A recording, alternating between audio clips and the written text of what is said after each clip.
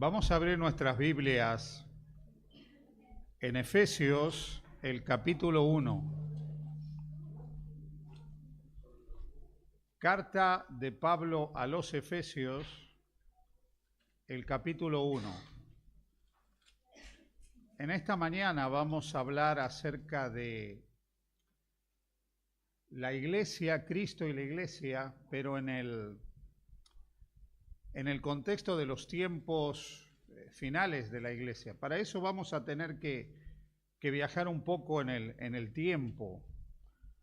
Pero primero vamos a leer Efesios capítulo 1 y vamos a leer el versículo 22. Efesios 1, 22. Menciona aquí todo el capítulo 1 de Efesios, especialmente a partir del versículo 15, la obra de Cristo, la preeminencia de Cristo en el marco del plan de redención.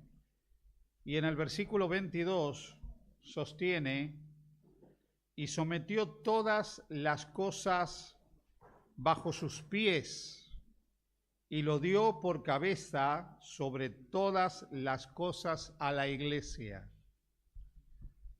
¿Sabéis que este texto nos habla de Cristo como el Señor de la iglesia, como aquel que es cabeza de la iglesia? Y hoy quiero que hablemos un poco de la iglesia, pero creo que para hablar de la iglesia tenemos que pensar en algunas cualidades de la iglesia. Los que vinieron anoche,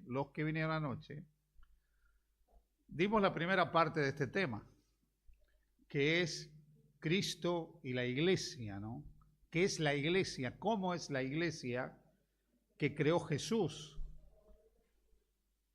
Pero también cuando nosotros pensamos en la iglesia como tal, tiene algunas cualidades o características.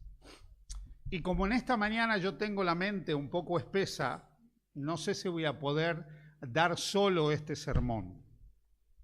Así que voy a pedir a dos ayudantes míos que vengan para que me ayuden en el culto de esta mañana. ¿Sí? Aquí tengo dos ayudantes que me van a ayudar a dar el sermón de esta mañana. Así que prestad atención. Aquí tenemos, oye, ¿tú puedes usar este micrófono? ¿Y este otro? ¿Sí? Y aquí tú puedes usar este otro. ¿Sí? Muy bien. ¿Por qué tengo estos dos personajes aquí al lado mío? ¿A que están guapos? ¿Sí? Muy bien. Ellos nos van a ayudar a entender un poco algunas de las cualidades de la iglesia, algunas de las características. ¿Qué creía la iglesia que Cristo fundó? ¿Qué pensaba la iglesia apostólica? ¿Cuáles eran esas características? Y eso nos va a permitir a nosotros saber si más o menos estamos en el bando correcto, en el lugar correcto, si estamos más o menos bien posicionados. Muy bien, vamos a empezar.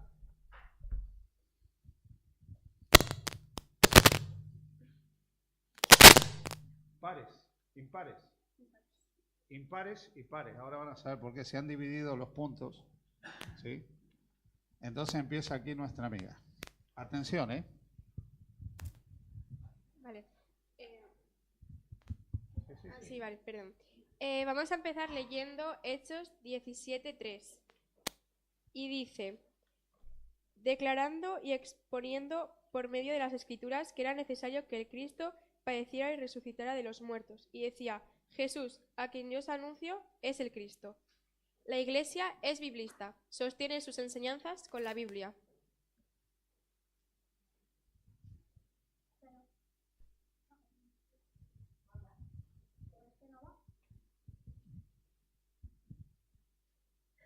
Ahora 2 Corintios 13:14, y dice: la gracia del Señor Jesucristo y el amor de Dios y la comunión del Espíritu Santo sea con todos vosotros. La Iglesia es trinitaria, cree en Dios, Padre, Hijo y Espíritu Santo.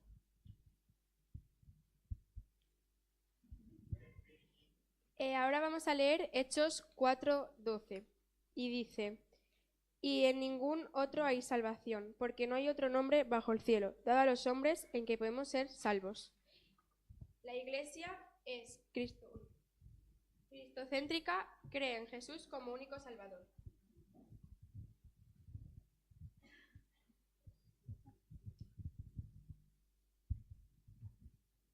Sí.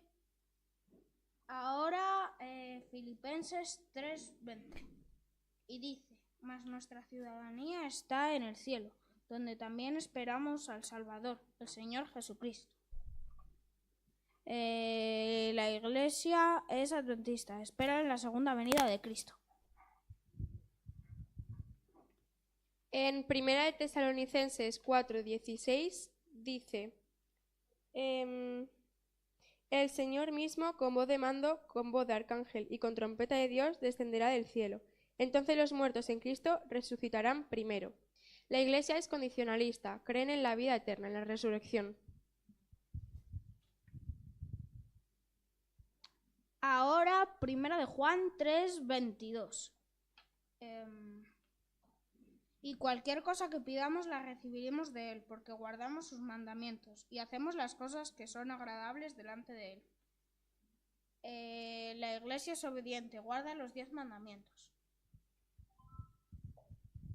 En Lucas 23:56 dice, al regresar prepararon especias aromáticas y ungüentos, y descansaron el sábado, conforme el mandamiento. La Iglesia es sabatista, guarda el sábado como día de reposo. Ahora, 1 de Corintios 10:31. Y dice... 31. Si pues coméis o bebéis o hacéis otra cosa, hacedlo todo para la gloria de Dios. La Iglesia es reformista. Practica normas en el comer, beber, etc., para tener una mejor salud. En Daniel 8:14 dice, y él dijo, hasta 2300 tardes y mañanas, luego el santuario será purificado. La Iglesia cree en el juicio final. Este juicio empezó al finalizar la Iglesia es profética. Surgió como Iglesia remanente en 1844.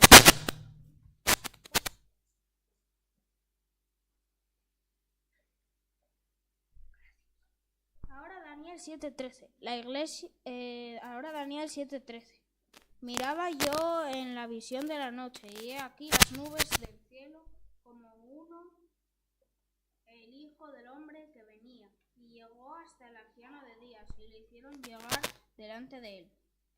La Iglesia cree en el juicio final. Este juicio empezó al finalizar la profecía de Daniel 8:14.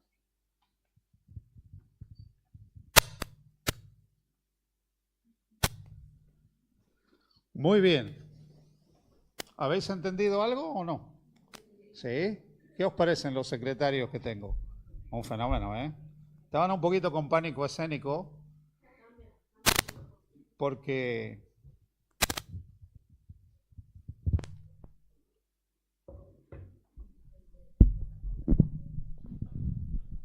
no están acostumbrados así a colaborar en el sermón, por lo menos muy seguido.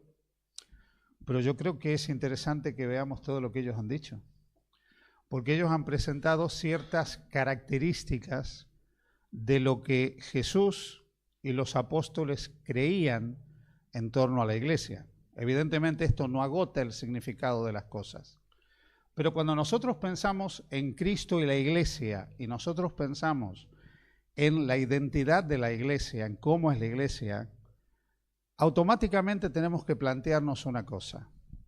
En este escenario en el que nosotros vivimos, en el marco del conflicto entre el bien y el mal, donde el escenario del conflicto somos cada uno de nosotros y la batalla entre el bien y el mal se decide de manera personal también entre cada uno de nosotros, es importante que nosotros podamos comprender cuál es nuestra identidad. Nuestra identidad cristiana, en primer lugar, de la cual hablamos un poco anoche, pero en segundo lugar nuestra identidad como denominación. En el caso de nosotros somos adventistas del séptimo día por algo. Tenemos un conjunto de creencias que nos identifican y nos definen como una denominación, como una iglesia con determinadas particularidades.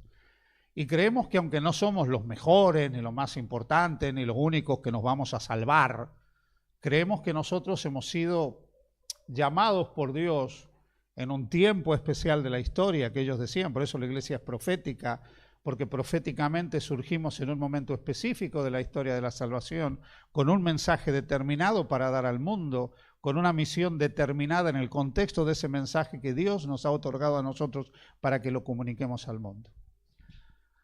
Pero la iglesia a lo largo de los siglos ha tenido que enfrentar numerosos avatares, ha tenido que enfrentar numerosos problemas.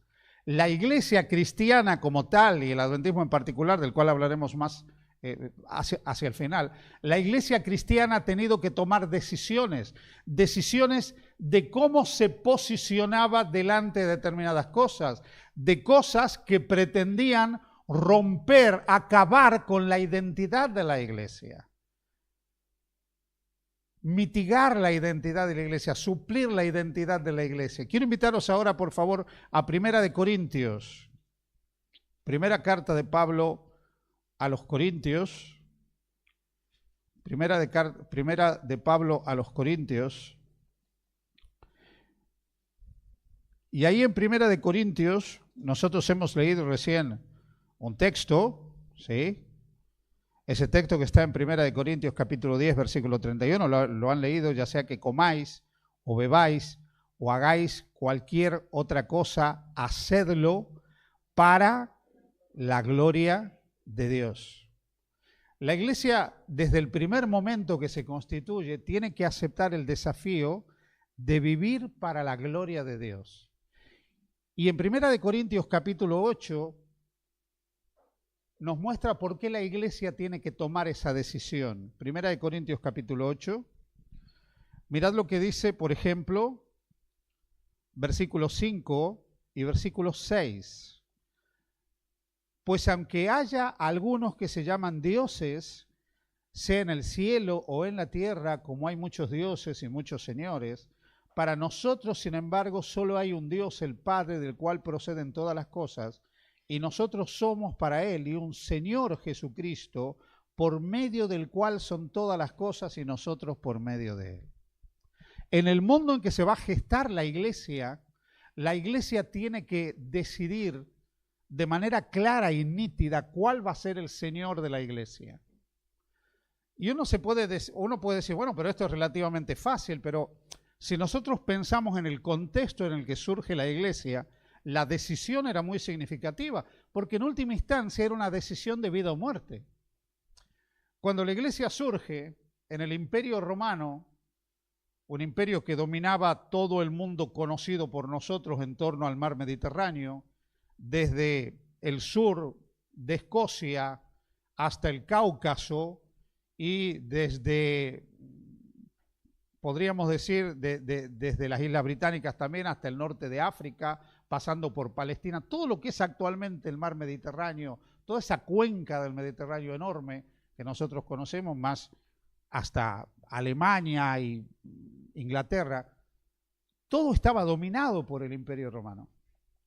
Y en ese imperio, desde el momento que Augusto, el sucesor de César, había sido elegido como emperador y se había deificado, el emperador de Roma era Señor y Dios. Señor y Dios. Y todos los miembros del Imperio Romano, todos los que vivían en el Imperio Romano, sean ciudadanos romanos o no sean ciudadanos romanos, tenían que aceptar al César como Señor y como Dios. Y tenían que ofrecer determinadas ofrendas al César en su reconocimiento de que él era Dios. Así que en todas las ciudades del Imperio Romano, a la entrada de cada ciudad y dentro de la ciudad, había unos altares donde los ciudadanos tenían que ir y presentar sus ofrendas para el César. Y había oficiales del imperio que se encargaban de garantizar que esto se hiciera. De tal manera que todos los ciudadanos eran controlados para ver si ellos presentaban su reconocimiento del César como Señor y como Dios. ¿Cuál era el problema? El problema es que si alguien dentro del imperio no quería hacer esto, podía haber diferentes tipos de pena. Primero, se lo apercibía. Segundo, se lo castigaba, tercero se lo podía exiliar a algún lugar horrible, y finalmente lo que le podía acontecer era la pena de muerte, la pérdida de todos sus bienes y la pena de muerte, no solo de él, sino de toda su familia.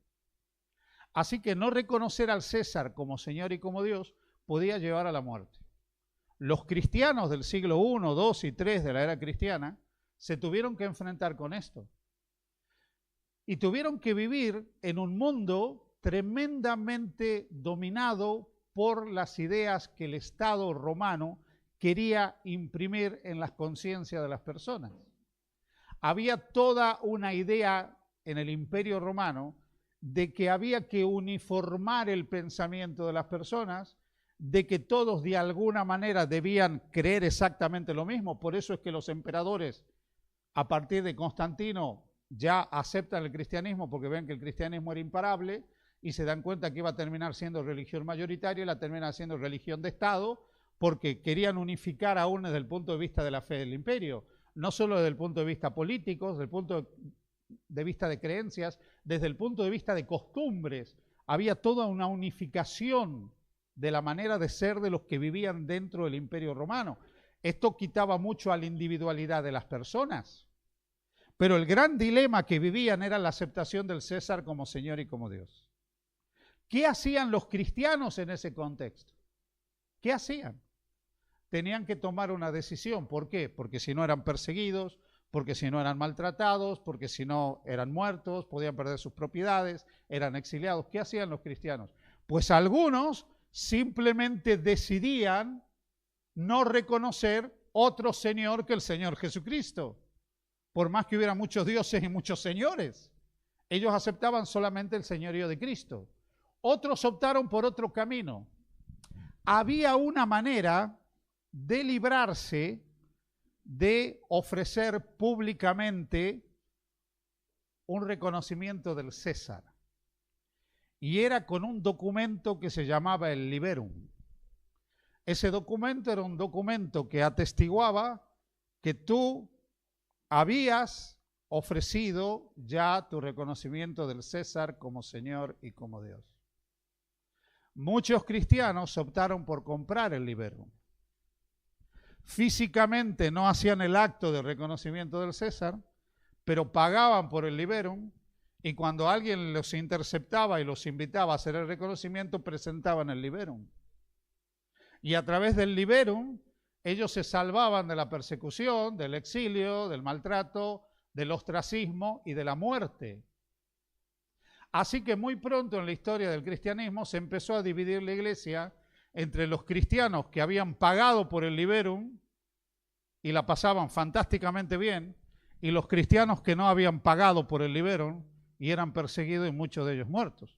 Todas esas historias de los cristianos que mueren en los circos romanos, que nosotros hemos escuchado más de una vez, son cristianos que optaron por no pagar el Liberum, que optaron por finalmente reconocer que había un solo Señor en su vida, aunque ellos se reconocían como buenos súbditos del Estado, porque ellos no querían perder su condición de cristianos y no querían perder su identidad frente al poder del Estado, y mantenían sus características frente al Estado, aunque el Estado finalmente los persiguiera.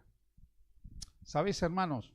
A lo largo de los siglos, los cristianos han tenido que enfrentar muchos problemas. Hemos tenido que enfrentar adversidades de dentro y desde fuera.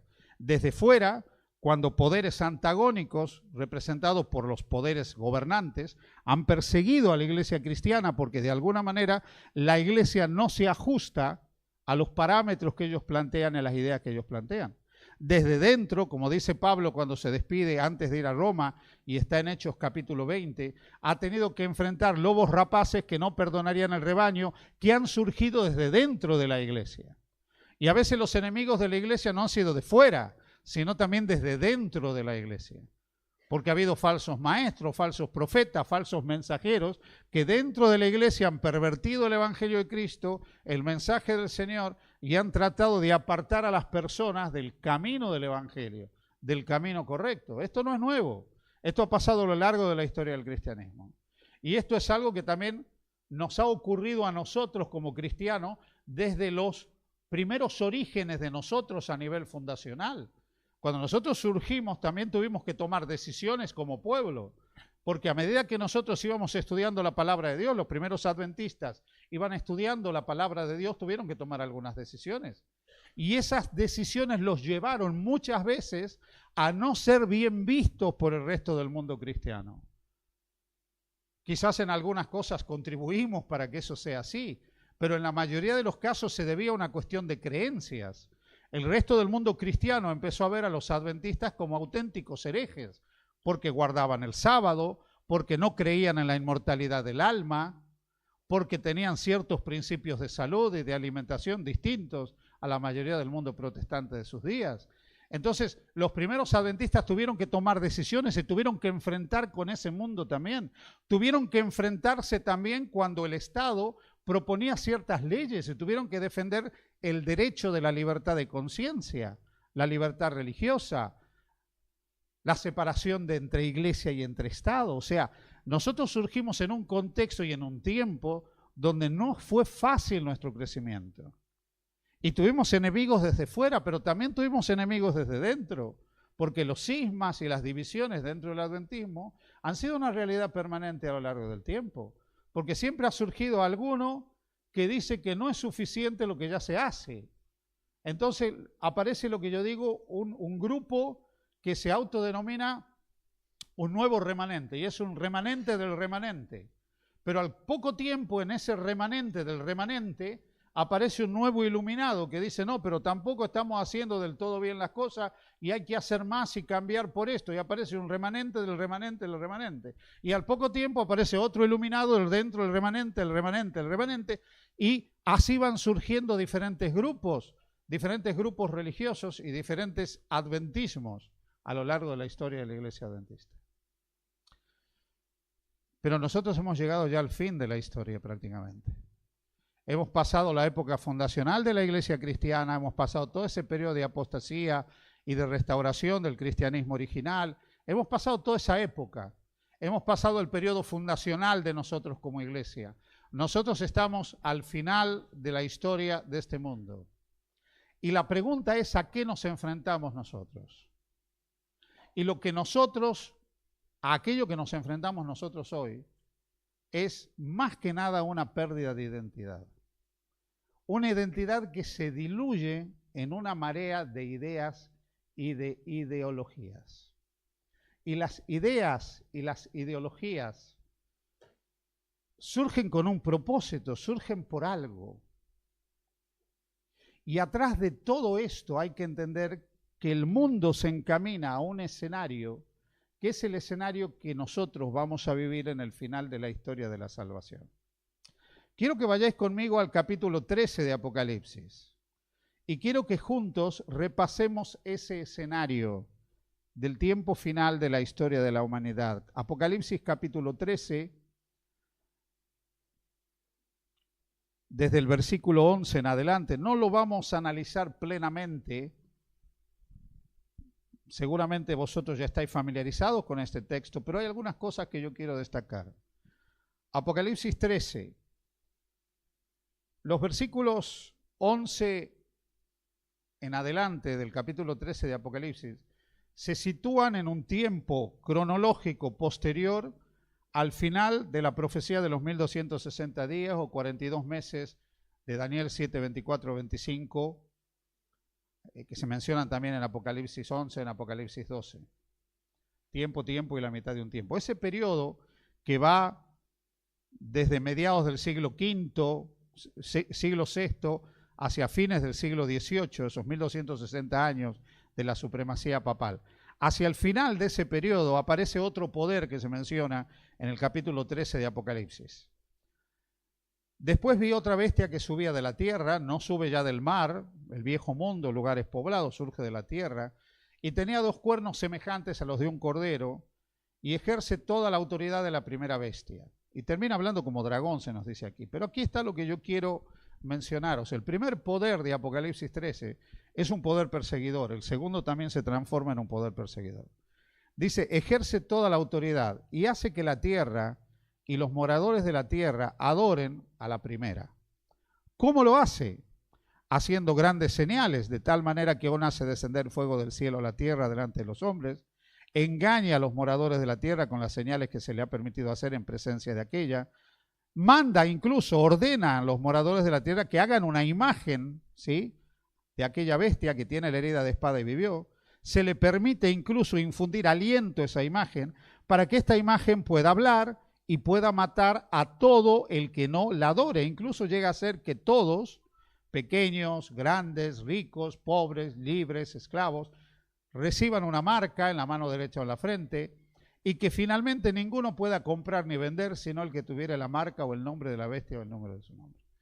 Mirad, aunque nosotros no lo notemos, cuando nosotros leemos esto, hay una similitud con el siglo I, del siglo I al siglo III de la era cristiana. Porque este texto me está hablando de una forma de globalización. Me está hablando de que en algún momento el mundo va a converger de tal manera que todos van a poder aceptar determinada idea. En los primeros 3 siglos de la historia del cristianismo era una gran aldea global. El Imperio Romano había unificado el mundo con lo que se conoce la Pax Romana. La Pax Romana no era otra cosa que la paz a través de la fuerza de las armas. Se había impuesto el Imperio Romano conquistando diferentes naciones y las fronteras del imperio se sostenían a través de la fuerza de las armas del Estado romano y se hacían cumplir rígidamente las leyes del Estado romano. El mundo era una gran aldea global y en esa gran aldea global había una lengua vehicular que permitía que todos se entendieran, que paradójicamente no era el latín, era el griego. El griego era la lengua que interconectaba a todos dentro del Imperio Romano, no el latín. ¿Por qué? Porque anterior a los romanos los griegos habían invadido el mundo y la lengua griega se transformó en la lengua comercial que se utilizaba en todo el mundo para hacer transacciones comerciales, así que estaban unificados en un mismo estado, había un mismo poder político, había un conjunto de leyes que manejaban todo el mundo, había una lengua y había una cantidad de comunicaciones, los caminos. ¿Habéis escuchado la frase, todos los caminos conducen a Roma? Esto es real, porque había una red de carreteras tremenda en el Imperio Romano que conectaban el rincón más miserable del imperio con Roma. La cultura romana había sido llevada a diferentes lugares del mundo. Vosotros podéis encontrar ruinas del Imperio Romano aquí en Asturias, muy cerca. Hay ciudades con esas ruinas. Nosotros vemos a qué punto llegaron los romanos a establecerse en el mundo. Hay vestigios de la cultura romana por todas partes. Pero lo que es más, nosotros seguimos teniendo estructuras legales que son propias de Roma. Yo recuerdo cuando empecé a estudiar abogacía, las 2 primeras asignaturas que tomaba Derecho Romano I y Derecho Romano II, para ver de qué manera los códigos contemporáneos se hunden en el tiempo, en el imperio, o sea, en las leyes que surgieron en Roma. Una cantidad de leyes. El Imperio Romano no desaparece con la caída del Imperio Romano, pero en esos primeros siglos el mundo estaba unido. Era una gran aldea global, con un gobierno global, con una cantidad de leyes que se aplicaban universalmente. Ahora bien, nuestro mundo, el mundo en el que nosotros vivimos, se encamina hacia el mismo escenario. Porque nosotros vemos que este escenario que nos presenta Apocalipsis 13 es un escenario de universalidad, donde todos terminan haciendo lo mismo, donde a todos se les pueden imponer determinadas restricciones, donde hay determinadas cosas. Mirad, en primer lugar, nosotros encontramos que aquí dice que este poder que se llama la bestia con cuernos semejantes a los de un cordero, hace que la tierra y los moradores de la tierra adoren al primer poder. O sea, tiene autoridad mundial, puede hacer que la tierra y los moradores de la tierra tomen decisiones de adoración. Eso quiere decir que llegue el momento en la historia de nuestra humanidad en que se podrán aplicar leyes relacionadas con la adoración a nivel universal. Claro, nuestras mentes hoy no les encaja esto porque nosotros vivimos en el mundo de las constituciones, los derechos humanos, las libertades, las garantías, todo eso de lo que estamos hablando todo el tiempo. Pero eso puede desaparecer en un instante, en un segundo. Y aquí nosotros estamos viendo cómo se pueden llegar a establecer leyes universales, hacer que todos adoren. Universalidad de una forma de adoración. Bueno, puede ser, no, pero en un país democrático, de libertad, esto es imposible. Mira, voy a poner un ejemplo. No sé si ya lo mencioné alguna vez. Segunda Guerra Mundial, bombardeo de Pearl Harbor, 1943, ¿sí? Cuando los japoneses bombardearon Pearl Harbor, en Estados Unidos había una cantidad de ciudadanos de origen japonés, pero ya eran nietos de japoneses o hijos de japoneses nacidos en los Estados Unidos. Todas esas personas de origen japonés en este país democrático lleno de libertades y derechos constitucionales, de la mañana a la noche perdieron sus derechos constitucionales y fueron metidos todos en campos de concentración. ¿Sabías eso? Por el mero hecho de tener un papá, un abuelo o un bisabuelo japonés. Ya era sospechoso. El mundo, con sus características, sus leyes, sus libertades, puede cambiar de la mañana a la noche, determinado por las circunstancias que los rodean. Aquí nosotros vemos que el mundo en el que nosotros vivimos va a llegar a globalizarse de tal manera que desde el punto de vista de la adoración se van a poder imponer leyes religiosas restrictivas de alguna manera. El versículo 14 dice que este poder mandará a los moradores de la tierra que hagan una imagen a la bestia.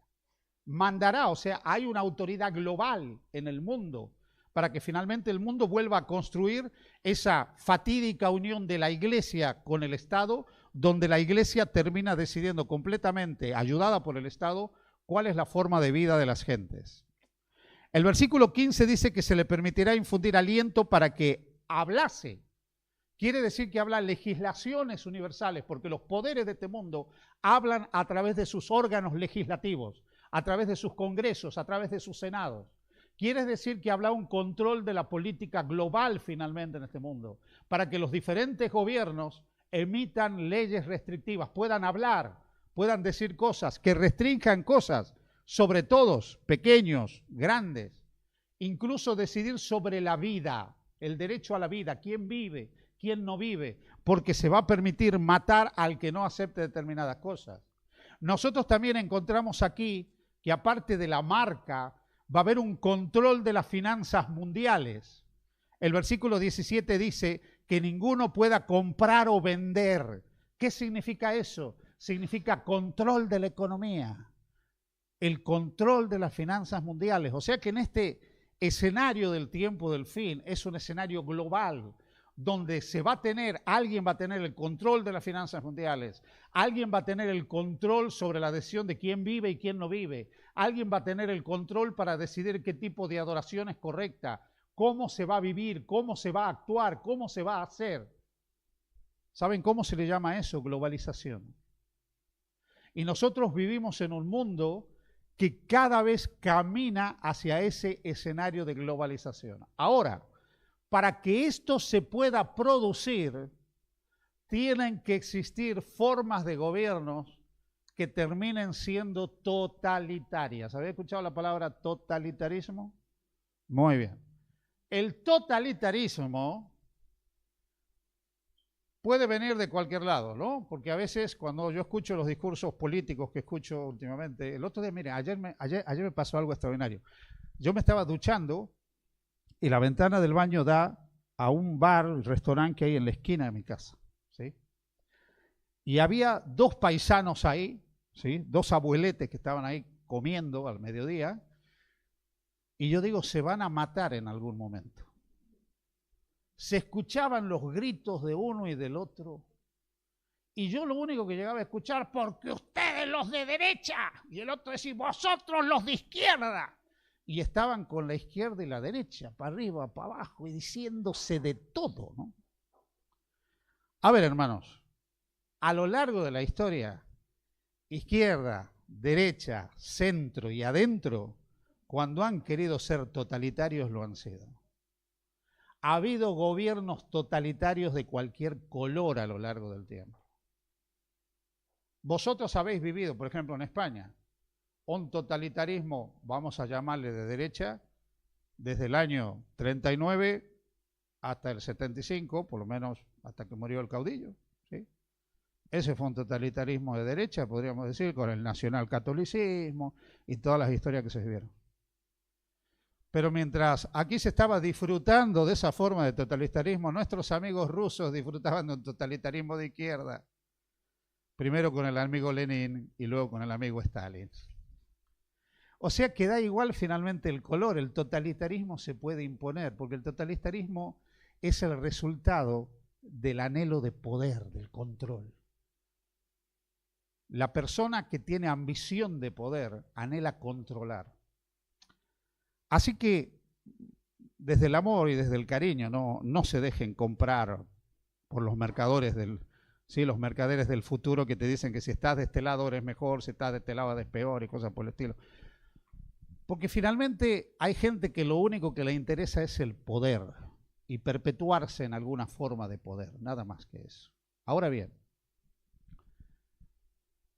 yo creía que estos abuelitos se iban a matar en algún momento, digo sinceramente. En un momento cuando ya me sequé y me vestí, saqué la cabeza para ver si estaban vivos entre ellos. Van a sacar un cuchillo y se van a dar. Pero esto muestra una realidad que dice un filósofo francés, Foucault, que dice que la política en Occidente es la manera de mantener la guerra sin usar espadas, ni sables, ni fusiles. Porque la mejor manera de controlar a la gente es teniéndola en guerra, enemistada, pleiteando. Eso en primer lugar. En segundo lugar, hay una cosa que es importante. En el mundo en el que nosotros vivimos, donde se está construyendo una gran aldea global, hay una intención de que el mundo esté unificado. Durante las 24 horas del día los medios de difusión nos están vacunando a nosotros con determinadas ideas. Desde el cariño me voy a meter ahora en un asunto. Nosotros vemos que en los días del Imperio Romano había determinadas cosas y aquí se dice que en algún momento estos poderes deciden sobre la vida y sobre la muerte. Pero esto no ha cambiado. Nosotros ahora promulgamos leyes para facilitar incluso la muerte. Mirad, os voy a poner un ejemplo. En los días del Imperio Romano, cuando un niño nacía, no significa que ese niño por nacer ya era hijo de la casa. No pertenecía a esa familia donde él nacía, no significaba eso. El niño nacía y en el momento que la madre paría al niño, que daba a luz al niño, el niño era recogido de la madre y era puesto en la entrada de la casa, a la entrada. Y un mensajero de la casa iba corriendo a buscar al señor de la casa, al oikos de la casa, al déspotes de la casa. Y le informaba que su mujer había tenido un hijo o una hija, daba igual. Él regresaba en ese momento y el futuro del niño estaba determinado por una sola cosa. No importaban los deseos de la madre, no importaba lo que opinaba la abuela, no importaba lo que opinaba la familia, no importaba absolutamente nada. Ni lo que opinara el vecino. Si él recogía al niño y cruzaba el umbral de la casa con el niño vivía. Y el niño pasaba a ser el niño de la familia también o la niña de la familia. Pero si por algún motivo él no quería, pasaba de largo frente al niño y el niño era recogido por algún sirviente y era llevado a un lugar donde podía o bien morir de sed, de hambre o devorado por las fieras, y en algunos casos había personas que hacían uso de la misericordia y recogían al niño. Eso pasaba en el siglo I de la era cristiana. La vida de un niño indefenso la decidía el pater. Eso se llama patriarcado.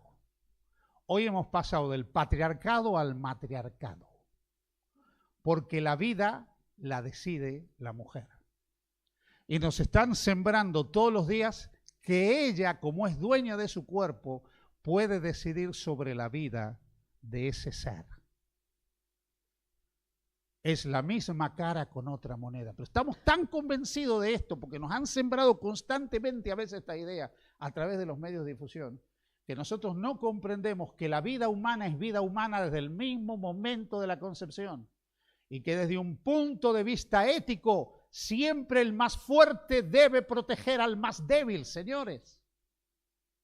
Y en este caso, la que está fuerte sería la madre. Por lo tanto, ella tiene derecho a la vida, pero en el marco de la protección del más débil, porque el más débil no se puede proteger. Y algunos me dirán, bueno, pero hay cosas horribles que pasan, pueden violar. Hay montones de excepciones. Pero lo que nosotros tenemos que pensar es en los principios éticos del derecho a la vida. Ningún gobierno, ninguna nación tiene que regular finalmente sobre el derecho de alguien a vivir o a morir, porque la vida es un don de Dios. En el mundo en el que nosotros vivimos constantemente recibimos información, cosas que se nos dicen, ideas que se nos transmiten. Porque de una forma u otra se está creando una conciencia colectiva para que nosotros perdamos nuestra identidad cristiana también. Cuando nosotros pensamos, por ejemplo, en otra cosa, ¿habéis escuchado hablar de la ideología de género alguna vez? ¿Habéis escuchado hablar de la ideología de género? Mirad, a lo largo de la historia siempre ha habido tres clases de personas. Ha habido personas que siempre han sido definidamente heterosexuales. Ha habido personas que han tenido lo que se conoce como disforia de género, que a veces no han sabido identificarse dentro de su sexo. Y ha habido personas homosexuales. No vamos a negar esa realidad, siempre ha existido. Ahora bien, la disforia de género, como el mismo nombre lo indica y como en los manuales de salud estaba especificado, es algo que podía ser atendido, incluso tratado. Hoy es ilegal tratar la disforia de género. Totalmente ilegal. O sea que si viene mi nieto con 3 años y me dice, no, yo soy una princesa, yo no le puedo decir, no, tú eres un príncipe. Yo tengo que decir, pues hijo, si tú te sientes princesa, vamos a hacer lo posible porque seas una hermosa princesita. Y si yo hago lo contrario, soy un intolerante y soy un montón de cosas. Ahora, yo creo que este niño el día de mañana puede elegir ser lo que quiera. Pero yo creo que también como madre o como padre lo puedo ayudar en sus decisiones. Entonces, lo que nosotros a veces recibimos, las informaciones que recibimos, a veces creemos que no, pero condiciona nuestra manera de pensar, nuestra manera de entender. ¿Y sabéis cuál es el problema? Que a veces nosotros no la filtramos por acá. Ahora, mirad, os voy a decir una cosa, porque ese es otro tema. Y vosotros, si estáis medianamente informados, lo sabéis. El género que nosotros tenemos, el género, científicamente está determinado por la biología. Yo no me hago hombre o no me hago mujer. Yo nazco hombre o nazco mujer. Los elementos culturales de la expresión de ese género son otras cosas. Pero no es que el género está asociado a la cultura, de que la cultura me hace sentir mujer o la cultura me hace sentir hombre. Porque eso sería que yo no nazco ni hombre ni mujer. Y como yo me perciba es lo que soy. Si yo me percibo mujer, soy mujer. Y si yo me percibo hombre, pues soy hombre. Pero si yo soy hombre y de pronto me percibo mujer, pues ya soy mujer. Porque ya no es una cuestión biológica, es una cuestión de percepción. Y eso se llama subjetivismo. Subjetivismo. Y a veces nosotros creemos estas cosas. Y lo que es lamentable es que constantemente se nos está bombardeando con estas cosas. ¿Sabes qué? Para que nosotros perdamos la identidad. Porque ya si sabemos lo que somos, se nos puede controlar perfectamente de cualquier manera. El globalismo nos quita la identidad de todo tipo. No terminamos sabiendo de dónde venimos, por qué estamos aquí, ni hacia dónde vamos, ni siquiera lo que somos. Porque ya no sabemos si somos hombre, no somos mujer, no sabemos absolutamente nada. El globalismo también nos lleva a pensar de una determinada manera. Mira, yo ahora, ¿lo escucháis? El tema del cambio de los coches, ahora los coches eléctricos. ¿Habéis escuchado hablar de los coches eléctricos? Los coches eléctricos, el cuidado del medio ambiente y todo esto. ¿Alguno de vosotros os habéis puesto a estudiar el impacto medioambiental del problema de los coches eléctricos? ¿Os habéis puesto a estudiar el drama medioambiental? Lo que vamos a tener que hacer con los cientos de miles de baterías que cuando ya no sirvan van a ser un elemento contaminante igual o peor que otros carburantes. ¿Os habéis puesto a estudiar ese tema? No. pero automáticamente repetimos el mantra, como hay que cuidar el planeta, a partir de ahora tal cosa. Pero en realidad lo que nos están vendiendo son intereses determinadamente económicos que nos quieren llevar hacia un determinado lugar. Porque es una manera de generar conciencia global. Y eso también nos hace perder la identidad, porque yo ya no puedo elegir. Porque si elijo, cuidado, tú no respetas el medio ambiente, tú no respetas la salud. ¿Habéis escuchado hablar alguna vez de la Agenda 2030? ¿Habéis escuchado hablar? ¿La habéis leído? ¿La habéis leído? Es fantástica la Agenda 2030, porque te presenta un mundo extraordinario. Vamos a erradicar la pobreza, vamos a ser todos iguales y vamos a generar alimento para todos los seres humanos. ¡Wow! Yo voto por eso.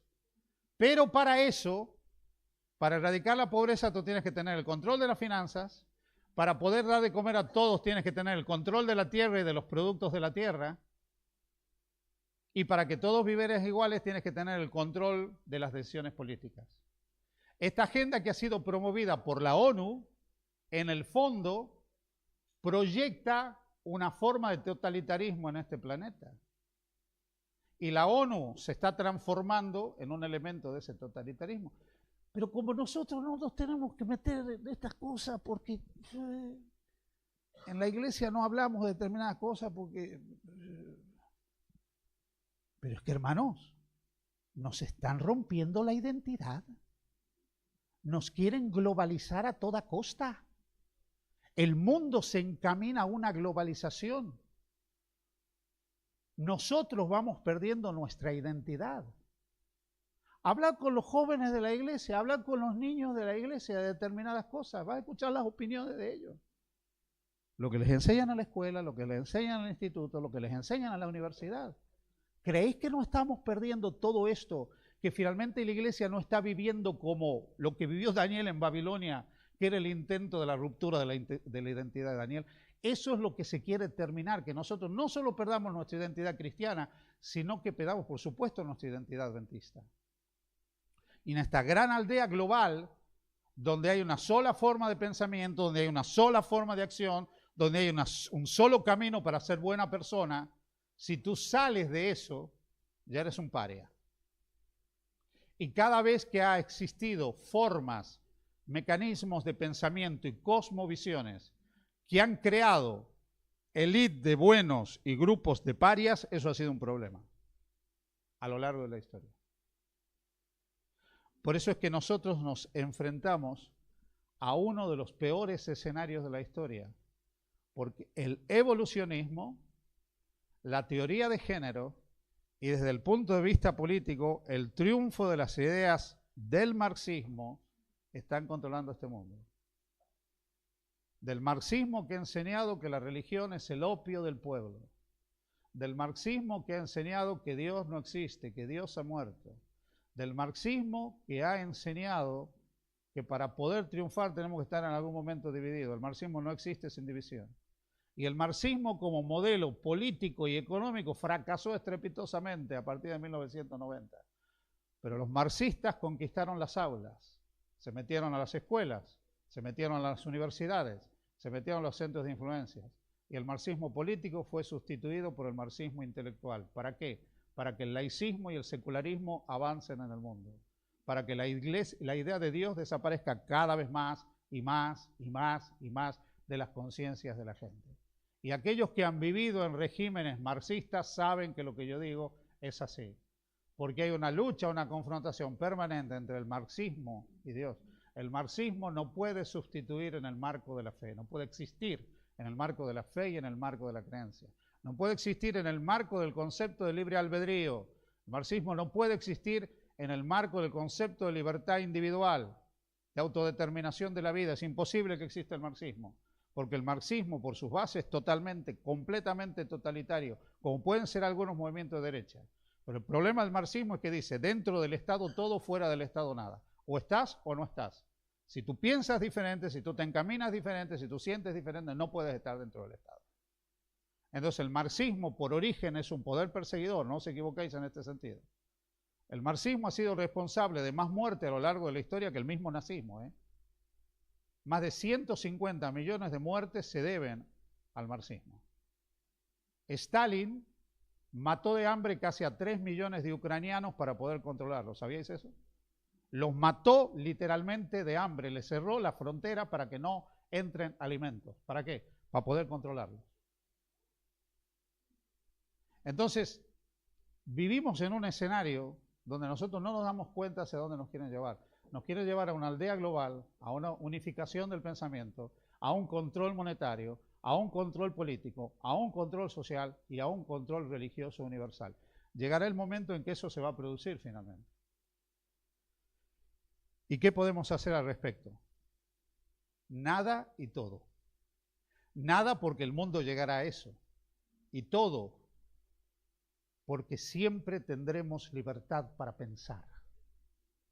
Siempre tendremos libertad de conciencia. Y porque te pueden matar el cuerpo, pero las ideas no se matan, cuidado. Porque siempre tenemos que ejercer nuestra libertad como seres creados libres a imagen y semejanza de Dios. Y podemos elegir estar del lado de lo que Dios nos ha revelado como verdad. Y podemos elegir estar del lado de Cristo, porque aunque haya muchos dioses y muchos señores, nosotros aceptar siempre el señorío de Jesucristo en nuestras vidas. Y a la autoridad de su palabra como norma de fe, de doctrina, de práctica y de moral. Podemos hacer mucho en nuestras vidas y podemos ayudar a otros a que también conozcan el camino del Señor. Y podemos refugiarnos en Cristo, porque aunque el mundo avance en este camino, nosotros podemos aferrarnos a Cristo, confiar en Él, sabiendo que el que habita al abrigo del Altísimo mora bajo la sombra del Omnipotente. Que aunque nos toque andar por valle de sombra de muerte, no tenemos que temer porque el Señor estará con nosotros constantemente.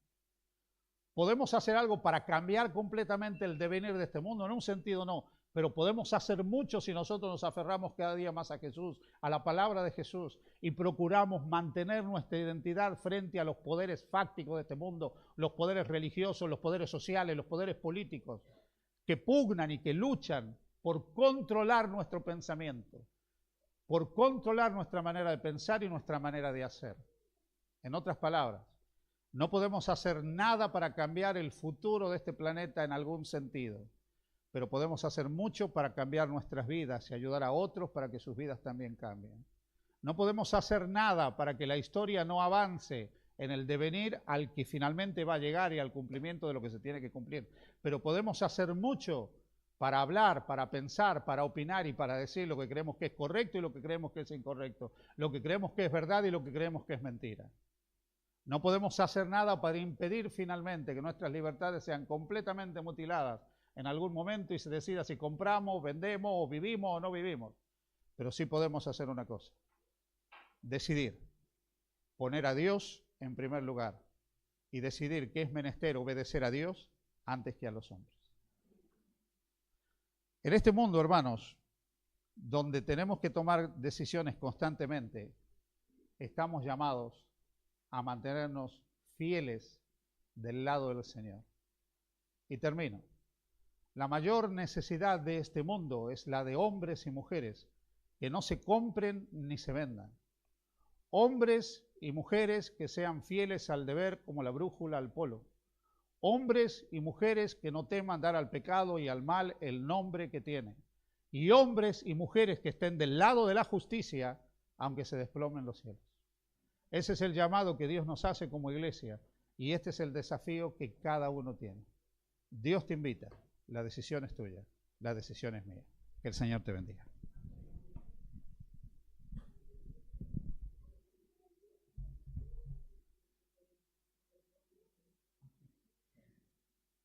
Gracias.